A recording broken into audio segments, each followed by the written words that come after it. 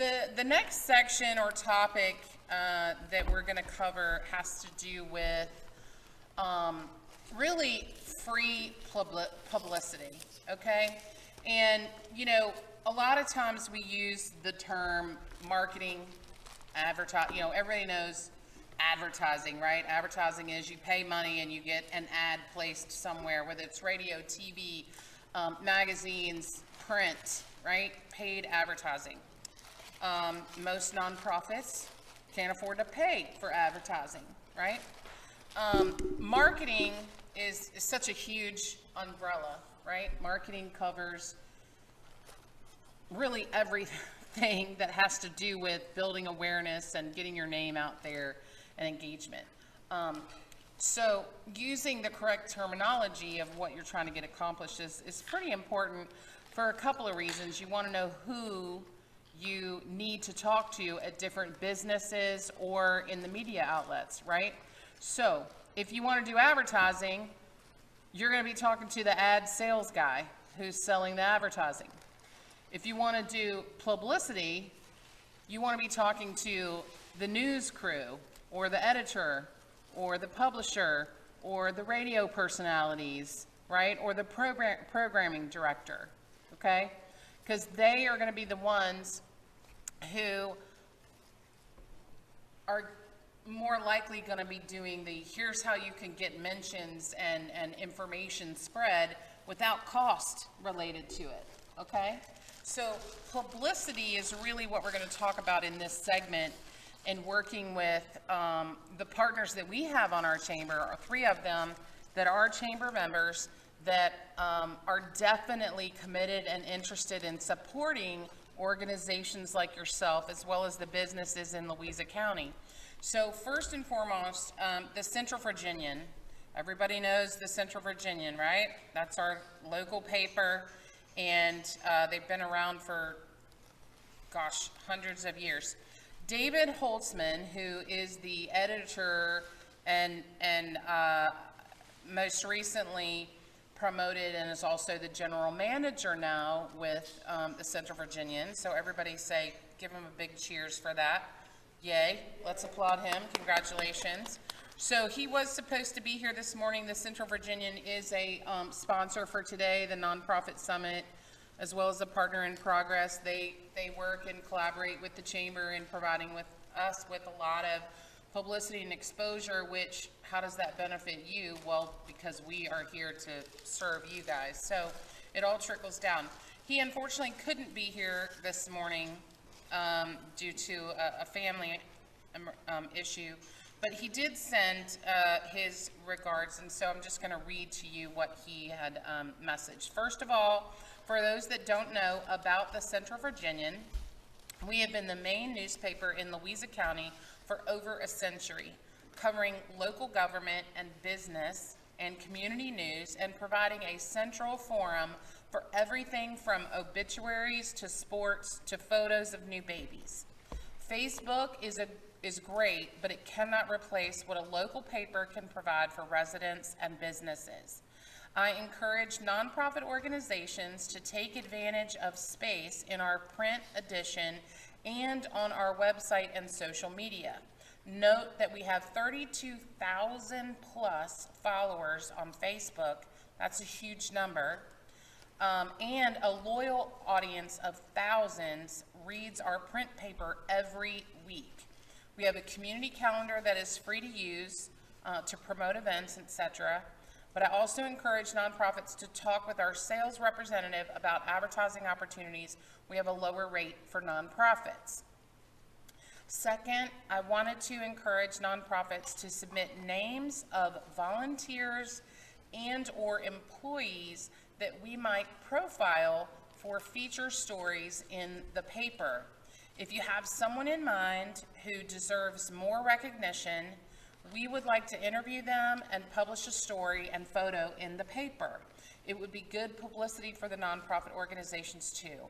Please call me, David Holtzman, at 540-967-7557 to discuss your ideas.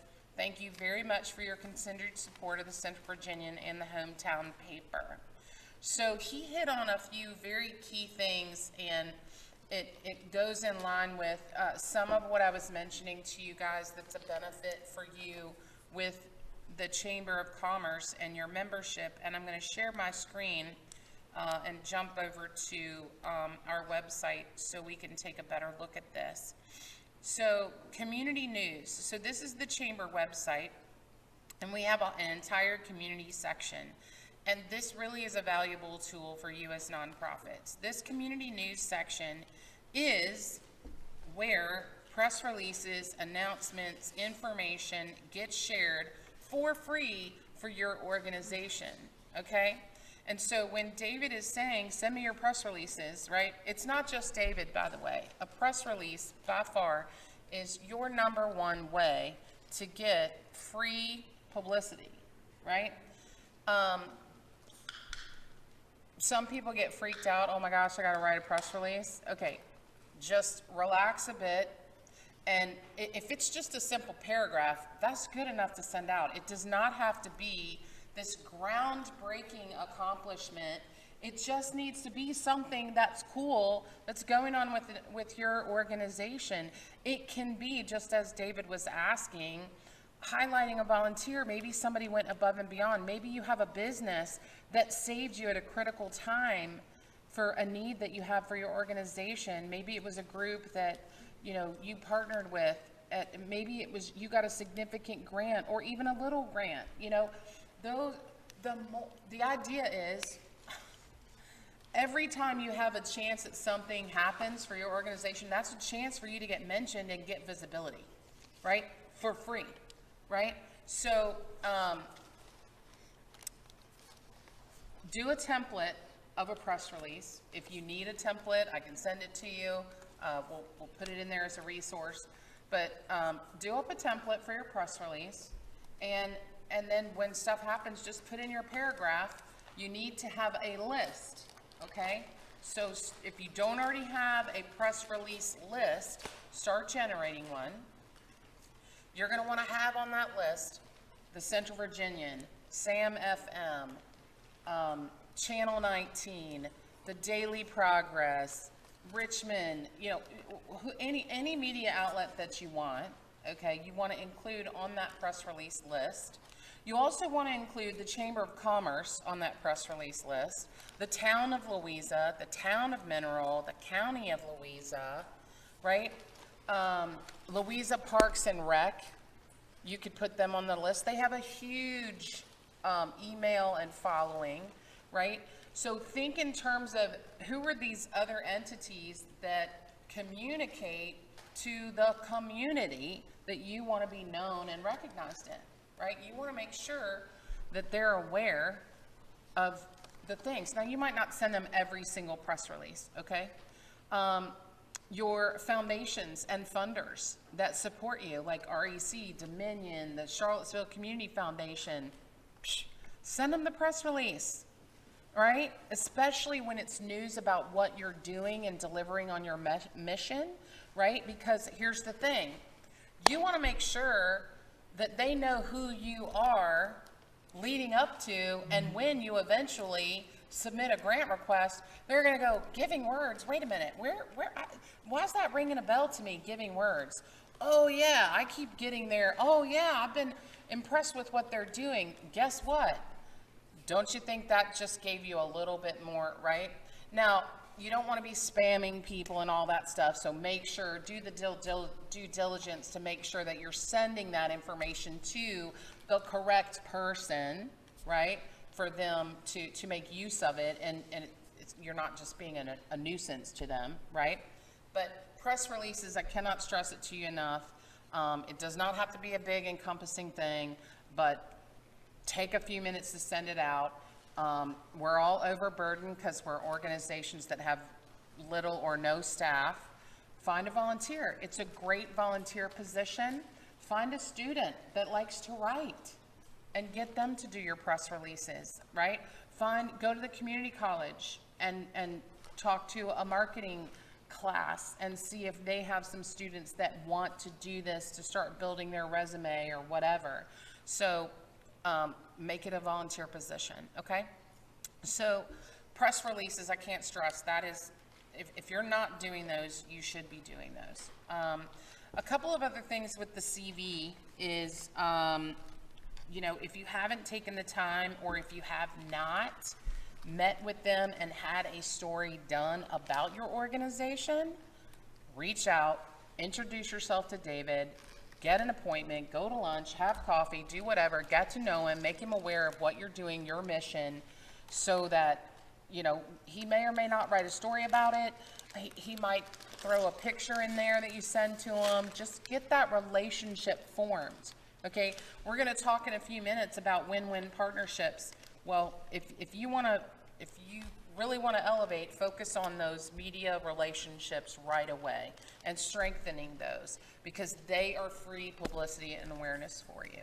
The advertising that I want to mention, and I know I'm just talking about Central Virginian right now, but it does really trickle over into the radio and really any media that does sell advertising.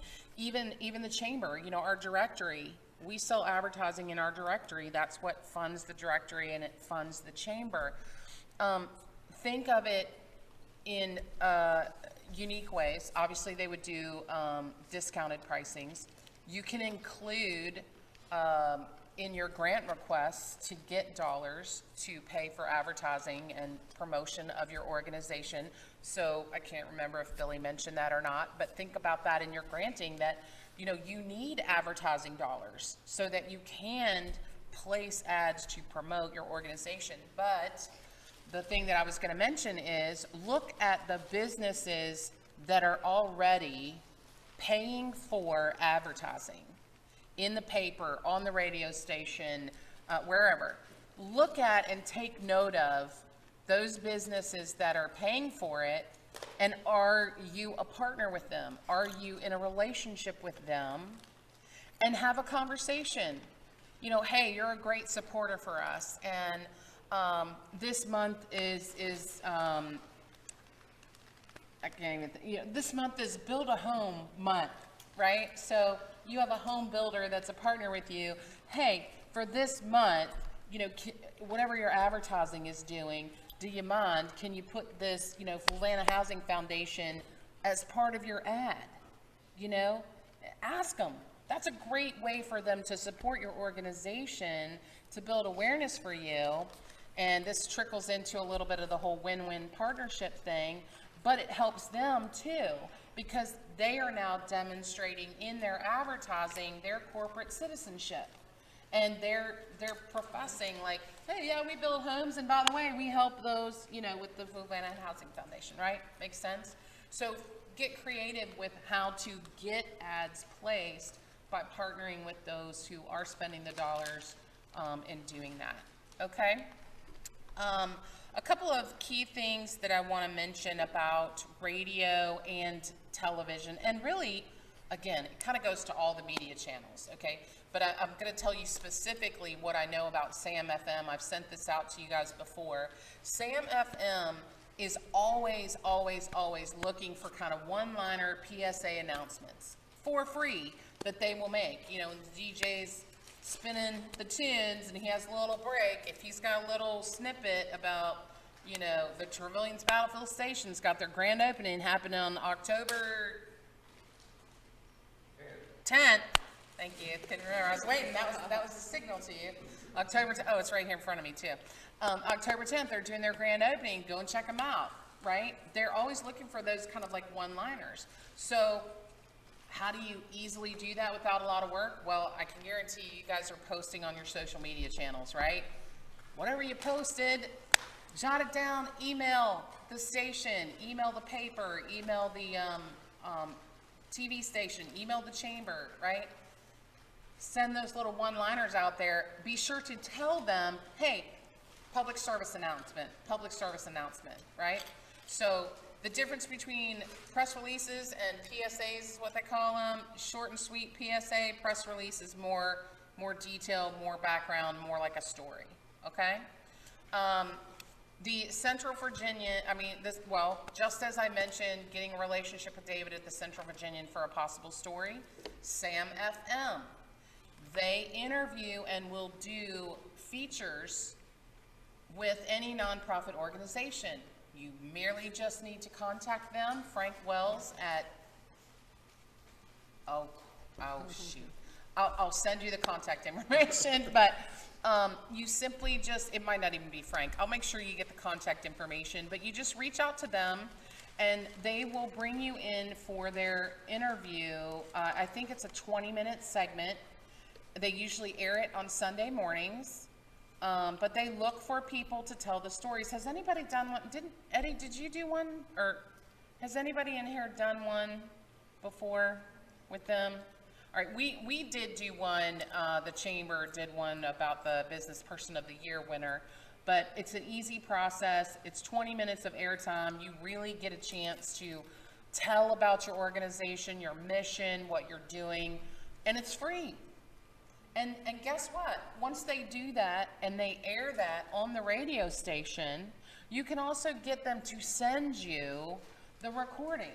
So now you take that recording and you've got content that you can spread out and promote your organization ongoing. You could take that recording, make it a video, you could break it apart and have little sound bites that you can put on your social media, all kinds of things that you can do with that, right?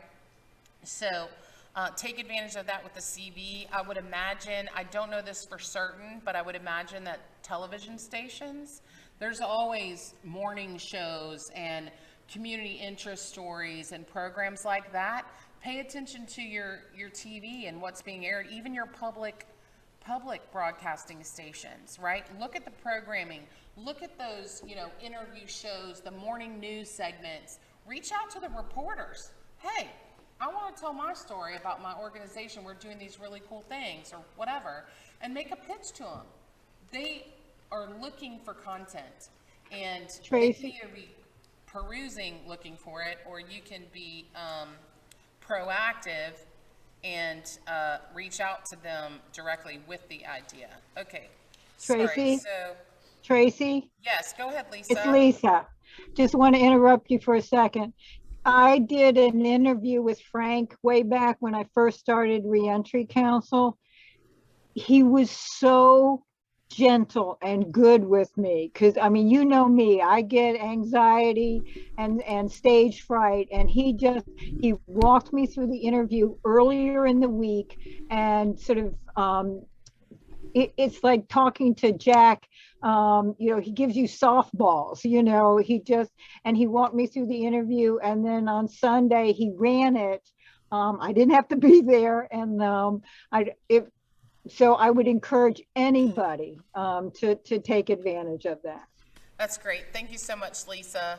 I don't know if you guys in the room heard that, but that was Lisa Ringers with the Louisa Reentry Council, and she did do one of the interview segments with Sam FM that I was talking about, and what she was mainly saying is how if you're at all nervous about being interviewed, they really are gentle and walk you through. It's literally like having a conversation over coffee. You don't have to go in there scripted like you're going to speak in front of an audience, right? It really is conversational.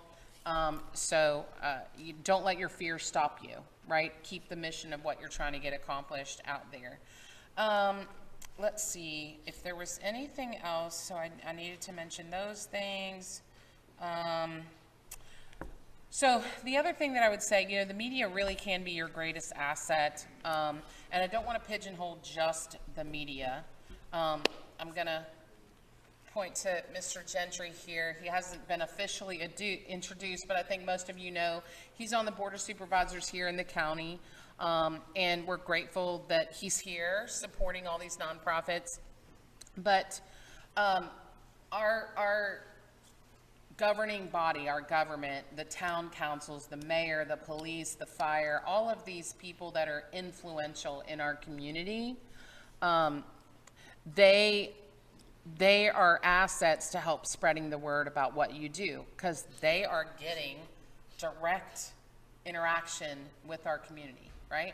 And I'm not going to speak for him, but I'm sure he's got people going, we need blah, blah, blah. So the more that they know about what you guys do, the better.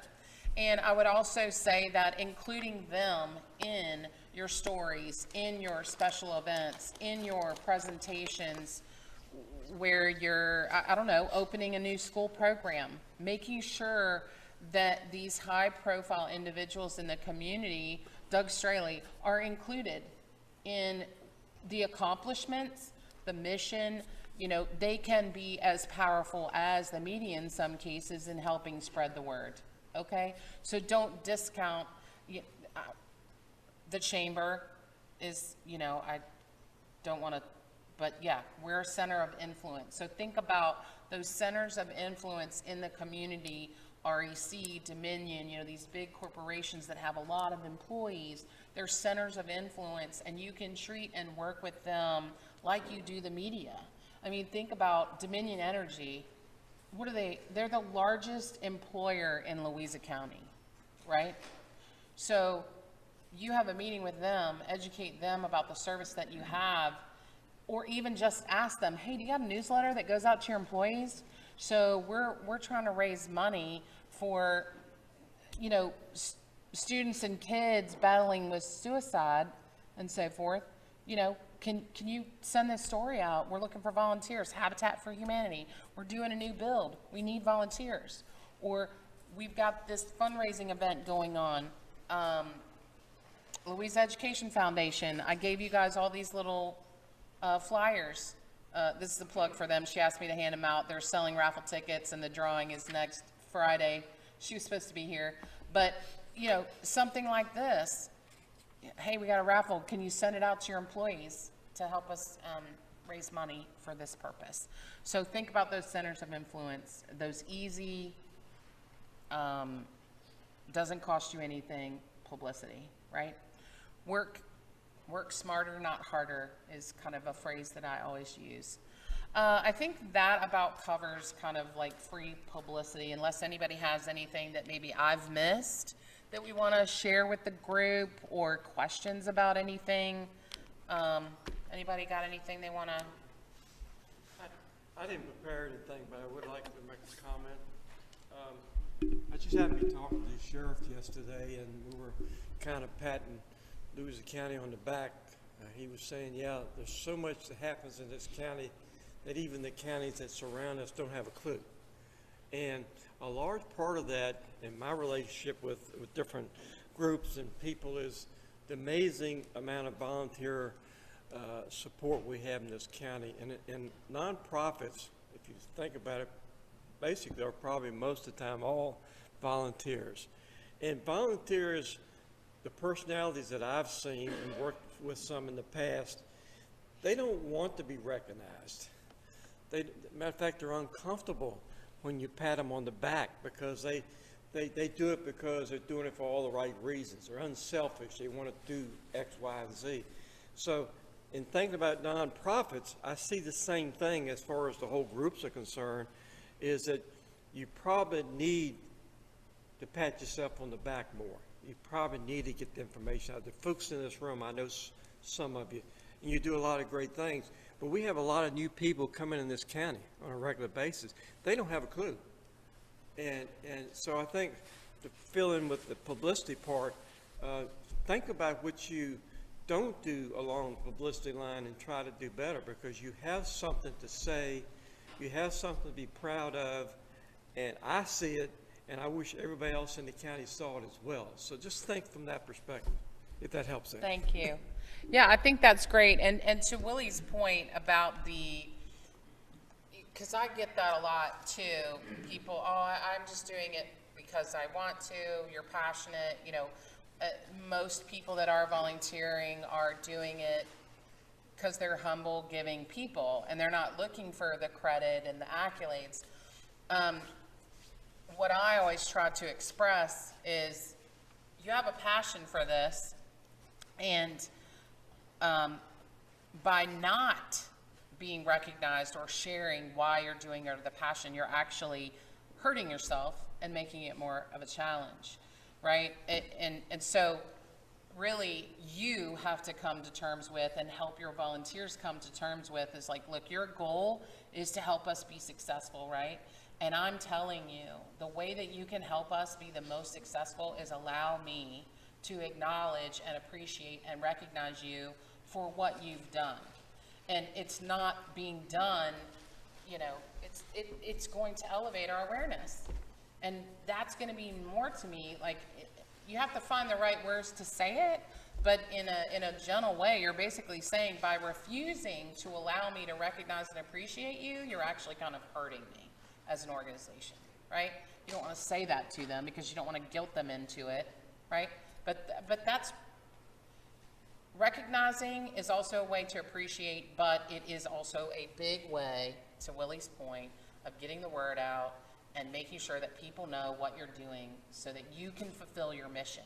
Like, always remember your purpose. I'm reading a book right now, and it's like we get so driven in doing our mission that sometimes we almost forget what our purpose is, and so we miss those easy ways to fulfill our purpose. Or we get our head down so much because we've got so much going on that we forget to take a breath and think about, okay, how can I do this easier, and how can I get more people involved with some of these little things? You know, have an influential donor, somebody that just gave you a significant contribution. Ask them, hey, do you mind, would you mind sharing on your wall, on a press release, a letter to the editor, would you mind sharing why you are contributing? You don't have to tell the amount or anything like that, but send a letter to the editor and tell them, why are you supporting my organization? How many have ever done that, right? Testimonials, right? Okay, so I want to switch to... Tracy, can I say? Yes. One of Yes, the sorry. things that Oh. we were very fortunate, our headquarters is in Fairfax County. At George Mason University, one of the classes, the project was a student to do sort of a Harvard Business Review case of a nonprofit. So he chose us. This lady, I mean, she was tremendous, gave us a lot of insight, look at what we were doing right, what we were doing wrong. She became so enamored, she's now driving a lot of our projects. And the other thing she's done for us is, she's younger. She understands Facebook, tweeting, and all the rest of it. And she brought some of her friends in that came up with strategy on how we do this. It was all free. And so we got UVA here, I'm sure they have something about this, or Piedmont Community College or other ones that go to them and say, you have something like that. Somebody can look at us, give us insight what we're doing right and wrong, and then help us get the message out. They understand technology. I don't. I can't do it. That's great. That's a really good point. And I want to just chime in on one more part that you mentioned, the whole tweeting and retweeting and the young people that are all over social media. There's a term, if you don't know, it's called influencers. And, you know, look on Facebook, look on Instagram, look for these people that have a lot of followers. They're called influencers, okay? So find a couple influencers. Make sure they know what you're doing. Invite them to come to your event, to your fundraiser. Even if you had to, you know, if you had to give them a ticket to the dinner, say, hey, you'd be great seeing a single young mom, you know, with 2 kids that's rocking your Twitter and your Instagram. Come to my, you know, dinner gala and bring your kids, and all I ask is that you share pictures about our organization, and sometimes you don't even have to ask them. They'll just do it. So we're going to switch to, unless anybody has any other questions about what I've already shared about publicity or free opportunities or anything like that. Y'all know I could go on and on about the whole marketing thing, because that's like my jam, and I will be creating new programs for y'all in a hot second, you know, if you let me. So I'm not going to do that. So the segment that I want to go over really is about win-win partnerships, and so much about what we've been talking about already is leading up to this, right? So my background for 30-some years has been in nonprofit fundraising, predominantly in the space of what they call grassroots fundraising, which is that peer-to-peer, the runs, the walks, the races, right? So last year was really, really interesting because pretty much all of those got shot down, right? I mean, you couldn't gather, you couldn't do. A lot of people pivoted and started doing them as virtual, and so many of you had to shift gears and get creative about how you were doing your fundraising. And we're still here and we're still fulfilling our mission, which is outstanding. Some amazing new things have come out of the pandemic that I don't want those to be overshadowed by the stressors that we've endured, right? Some amazing things have happened, I think, for different organizations. The way that you're doing things differently. I know for us at the Chamber, we had to adjust and do things differently. And one of the most significant things that elevated for me was partnerships and how valuable and important they are to surviving through a difficult time like this, right? The strength of partnering and working with other businesses, other nonprofits, the community, the government, your town councils, things like that. They're invaluable in not only sustainability for your organizations, but also for the businesses. And those of you that remember, Louisa Gives Back, right when this hit back in March, April last year, I mean, that was a collaborative partnership between the town, the county, nonprofit organizations, businesses, and the community, the donors, the individuals in the community. It was, in my opinion, the most comprehensive collaboration that I've ever been a part of, right? Because it had all the entities involved. And I think the more that we seek as nonprofits to get to that on an ongoing basis, you're building a foundation for your organization that can't be rocked. If you're checking off all the boxes that you've got strength with your county governments, your town government, you've got strength with your businesses, particularly your small businesses in the rural community that we are, that you have strength in your community and your volunteer support, and then within your organization, then you're hitting everything. So evaluate that for yourself, okay? Make sure that you've got alignment and balance in all of those areas. And if you don't, just start working at it, right? What is the definition of a partnership? It's written right there. It's a relationship between a nonprofit charitable organization and for-profit businesses whose purpose is to pursue a common goal based on shared values of participating organizations. Okay, I got this from a volunteer management site, Galaxy Digital, that's on there. What I would tweak about that definition is it's not just a partnership between businesses. It's any entity, like I've just mentioned. The media, the government, the towns, it can be really any entity that you're partnering with for a common goal. And you have shared values in that, right? The pillars of what that means in the relationship is that it's mutually beneficial, you have an alignment of values, and that you have open communication. All right, just think marriage. It's a partnership, right? So that's really in essence what you're doing when you talk about creating partnerships, is you're looking to have that level of strength, trust, and collaboration between the two groups. You want to make sure you're on the same page, all of those good things. Here's just a snapshot according to a different volunteer logistics site that I grabbed, but this isn't rocket science, and you guys probably already know this, but it's always good to be reminded and really internalize what it is. For the nonprofits, why are you developing partnerships? Well, you need operating funds, you need money, your credibility, right? You want to find those partnerships that are going to elevate your credibility in what you're doing in the community and your awareness. Increased involvement. You want more people involved. So we're going to talk about some of the types of partnerships of how you can get that. And then there's greater influence, right? You partner with somebody like REC, or they provided a grant to you.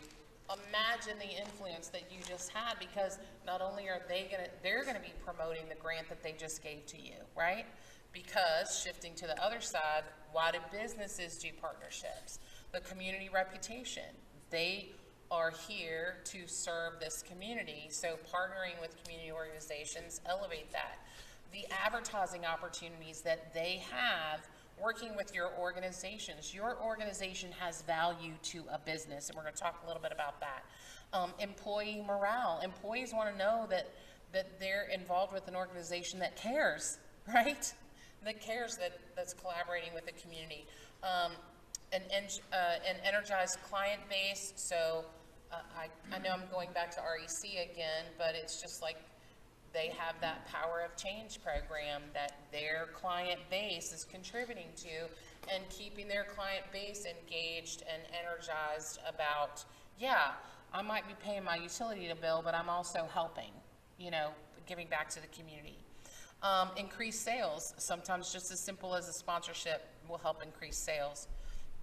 Data, I'll admit and be transparent, I'm not sure why I had that on there, so I don't know what to say about that one. But those are some of the reasons and benefits for a business perspective. So this really is a slide that I'm going to ask you guys, when you think about partnerships, you need to kind of put yourself in their shoes, okay? You don't want to go into a business and you're just dumping out everything about me, right? When you don't even know what they're interested in. You've just wasted a lot of time if you just spend all this out and they go, you know what, we just don't support single moms. First of all, that would be a problem. But you know what I'm saying, right? I mean, you don't want to spend all that time, or maybe they're restricted and they're like, hey, we really want to give, but we have to give in this area. That's one of the reasons why, you know, them going over their grants. Like, you know right there, hey, okay, I don't fit in those categories. I guess I'm not going to pursue that, right? But these are just some questions to think about. The business, this is speaking from the business why. They get involved in partnerships because they want to shape their consumer attitudes. They want to build brand awareness. They want to drive sales. They want to increase their reach. They want to generate media exposure, just like you. They want to generate media exposure. They want to differentiate themselves from competitors, right? Hey, look at us, we're different. We're supporting the Sheriff's Foundation and we're doing this ride for them, you know, whatever it is. They take on a corporate citizen role and they stand out as we are, you know, really valuable and contribute to our community. They want to generate new leads. They want to enhance business, consumer, and VIP relationships. Now, it might not be all of them. It might just be one, but that's your job, is to, I used to use this description of when you're looking to get a donor or even a volunteer, right? How would you approach when you, well, I don't know your status, if you're married, single, whatever, but think back to a time when you may have been single and you were just starting to date someone. You took your time to get to know what the interests were of that person, right? Because otherwise, if it's always about you, do you really think you're going to have much longevity with that process, right? It's the same thing when you're trying to cultivate and develop partnerships. People are more interested in talking about themselves, and your job, if you really want to strengthen your relationship, is to get them talking about themselves, asking them questions. The more that you know about your potential partner, the better you are equipped to share the most important points that are going to trigger with them, okay? So, for example, with the Trefilian's Battlefield Station, right? If you have a business that is all about environment and preserving our environment, then you're probably not going to go in there and talk to them about, you know, we're cultivating the history and documenting the history. No, you're going to go in there and talk about, we've preserved, you know, X amount of acres of land that we provide and care for so that people can ride and trail and hike and bike and all of these things.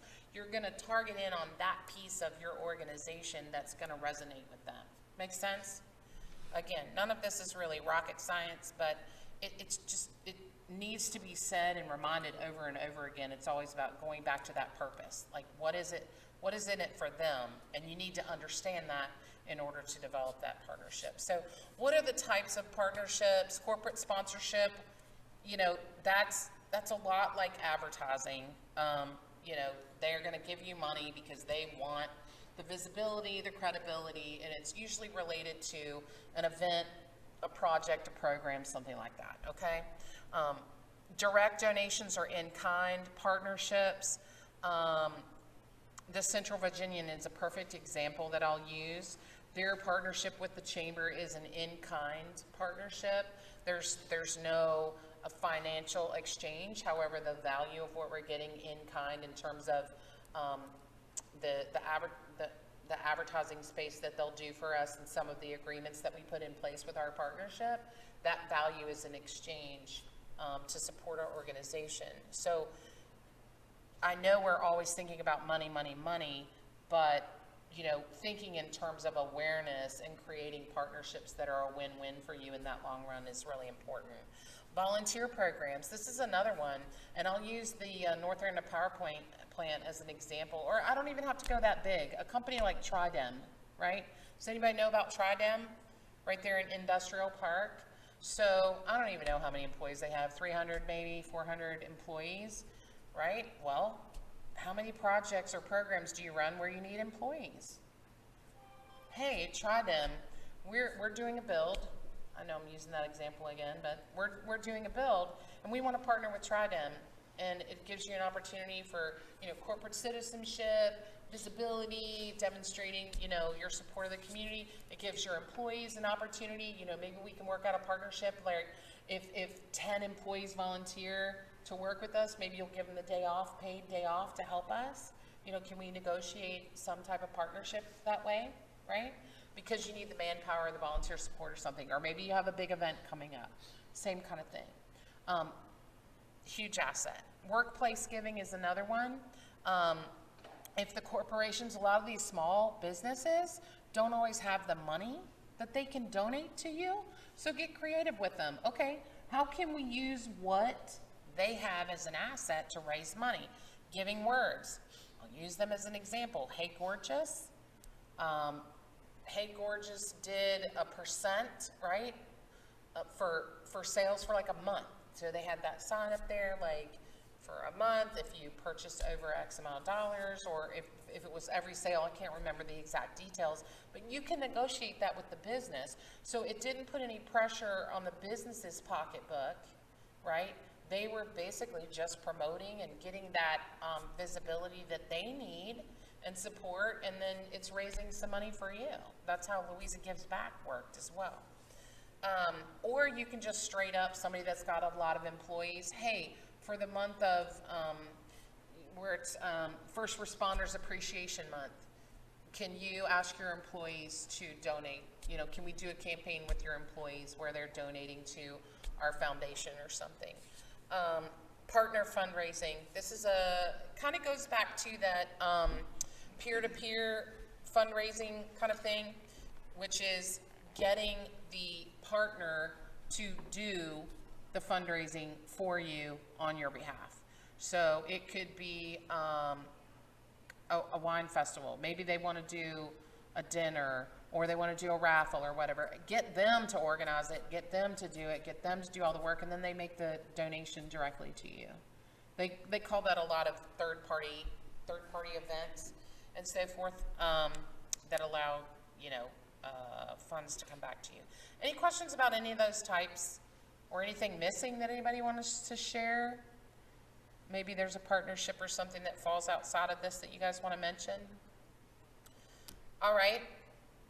So the process, what's the process in cultivating and generating partners for your organization? First and foremost, you got to have a list of potential partners. I recommend you get your board involved, your key volunteers, you sit around a room, you have food, drink, whatever you want to do, and you just start throwing out names. Go for the low-hanging fruit. Who do you know, right? Your board members, your volunteers, your existing partners are a wealth of resource. And you may not even know who they know, until you get them around the table. And that's exactly what you ask them. Hey, who do you know that we should know?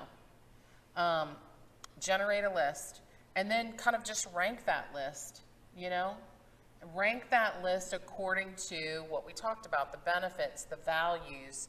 You know, who do you feel like you could have a good working, open, honest relationship with? Don't try to make partnerships with every single entity that you need, right? Because there's management involved with a partnership. Just like a marriage, it's an ongoing thing that you want to build and grow, okay? So don't go chasing after every single business or every single entity as you're gonna be my partner. Make those that fit, that make sense, and really cultivate them to grow. You might start with a partner with just one type. It might start with just an in-kind, but you're like, I really want to grow my partnership with them, so eventually we can get to these other types of giving or involvement, okay? That's really what you need to think about, is we start here and we grow into these things. A partnership is not something that's just like a one and done kind of thing. A sponsorship might be, you know, any one of these things could be a one and done kind of thing. But when you're talking about partnerships long term that are really committed, that are looking to grow with you and your organization, that's really kind of what this presentation is about. You want to ensure compatibility, offer solutions. Okay, this goes back to put yourself in their shoes. You want to understand not only what their needs are in terms of visibility, but also what are their challenges. And I can tell you all right now, the greatest challenge, if you don't already know, is workforce. There are workforce shortages in every single business, every single one. I've been here almost 3 years now. When I first came to Louisa, it was predominantly in the blue collar, the manufacturing industry, industrial area. Pandemic hit. Coming out of the pandemic, it's every single business is struggling. There's not one business entity that is not struggling to find people to work. This place right here, when I got here, he's like, yeah, I got a wedding going on and it's just me. He can't find people to work. So with that in mind, I want to say to all of you, I mentioned to him, this is something to think about if you've got a volunteer base, right? I mentioned to him about seeking organizations like yourself as a solution to his problem for like short-term projects or help. Much like, sorry, I keep going back to Habitat, but you know, you guys do a build and you have to rally all these people to come and help you build, right? So flip the script. They have a wedding. They need a bunch of people to come in, help with the wedding, right? And then, okay, they're done because they don't have weddings every day, right? So to hire somebody, it's not an exact. He's open to it. He's going to look into it. But just think about that. That's a way that you can help solve problems for the business. And then the business, instead of paying somebody money, they make donation to your organization. See how that's a creative way to generating funds for you. And now you've got your volunteers or whatever working here. They can wear their shirt for your organization. So it's generating awareness, but you're also generating fundraising dollars, you know. Offer solutions to the business as best you can. Determine your partner levels. What are they going to be? And one thing I would say about this whole determining partner levels, be flexible, because as you know, really in a partnership, you're negotiating, right? So as you find out new and different things about them, you might adjust that a little bit, and you know, so be flexible, but at least have something as a starter point. You're going to make your pitch to them, you're going to develop that partnership, and then you're going to stay connected. So real quickly, just some quick examples I want to share with you. The Chamber submitted for a grant to Virginia Tourism Cooperation. This was our second grant, and while that gave us some money, there was still some additional money that we needed to really elevate and promote what we wanted to do to bring people here. So all of these businesses jumped on board as partners with this grant. So they invested some additional dollars. We provided banners. They did all sorts of on-site promotion, and they're a big integral part of the entire campaign in making that work and run. Another example, Giving Words and Louisa CTE. Giving Words has a ton of partners, but you know, Louisa CTE is a critical partner to them because they're really the basis of, you know, fixing the vehicles, which is what they do. There's a nice article in the directory, you should read up on that, but that's a really good example of not only helping that organization, but you're helping the students. It's a win-win, right? The Louisa Chamber, the Partners in Progress program that we have, it's a win-win. These partners all stepped up to provide funds that we needed to support all our programming. We're providing solutions, visibilities, ongoing credibility in the community. Great partnership there. So that is win-win partnerships. I want to talk a little bit about the chamber benefits because I consider us to be partners with all of our members. We are your partners, and I like to describe it as we are, we're an extended employee for you, really, because we work to make sure that what you're sharing, what you're doing, what you're trying to get accomplished, the solutions that you're trying to solve, we're here as that asset and partner to help you achieve those things. But we can only do that if you guys are interacting with us, right? We want that open communication ongoing where we can help solve problems. Some of the specific ways that you can take advantage of this, the highlight reels. Last December, we did highlight reels for all of our nonprofits because we couldn't have the in-person thing. We're still going to do that this year. I don't know if we'll be able to have an in-person thing, so just plan on, we're going to be doing highlight reels. We did it last minute out of necessity. We're going to start doing the highlight reels in November, okay? So that throughout that entire season of giving. So be thinking about that. Start reaching out into me in October so we can start lining up your interviews, and then we can start promoting them November and December. Get involved with the networking with businesses. This is a way that you can find out what those businesses' needs are, who is looking for partnerships, who matches your values, getting to know those people. We do the chamber chats, which is just, we go places and have dinner or lunch or whatever, no structure or anything. Show up, come, meet and mingle. It's a lot more intimate. There's no agenda. We just, you know, I basically said I need to be around people and I have to eat lunch or dinner, so I might as well just invite chamber members to come, and it's working. I mean, people are really, you know, making connections and stuff, so you guys participate in those when you can. Ribbon cuttings, we're doing a lot of ribbon cuttings this year. Again, great way to kind of get connected to some individuals and actually have some one-on-one conversation. I showed you guys our website, all the different ways that you can promote your stuff. Community news, there is a volunteer opportunities tab. There's 100% for you guys. If you need volunteers and you don't have something under that tab, you need to get that populated. So the Mistletoe Marathon, this was another thing that came out of necessity because everything got shut down last year. We are going to do it again because it was such a big success.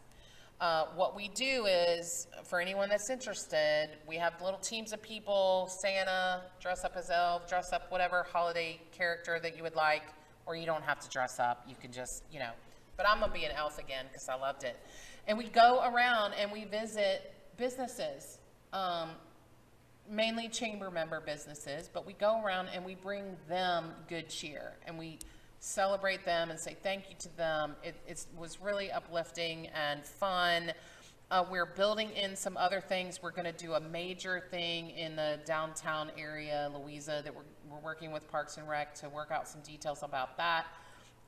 You guys, as your organizations, great way for you to get easy visibility, get to know businesses, go in and meet them face to face. Maybe even you have some partners that you say, hey, I want to be part of this and I want to go in to these partners and be part of this group to say thanks and just spread some good cheer. It's fun.